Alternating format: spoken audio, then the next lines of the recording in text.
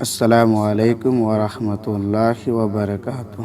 بسم اللہ الرحمن الرحیم۔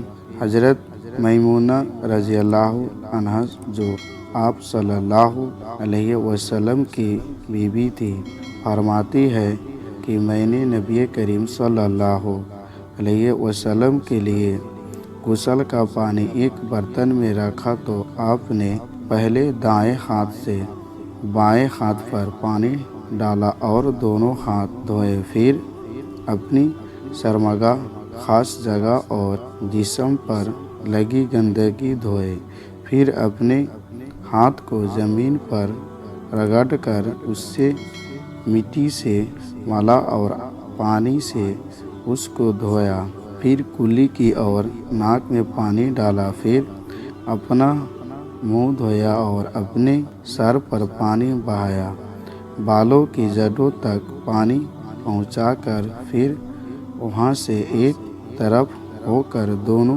پاؤں دھوئے، پھر تولیہ لایا گیا لیکن آپ نے اسے استعمال نہیں کیا۔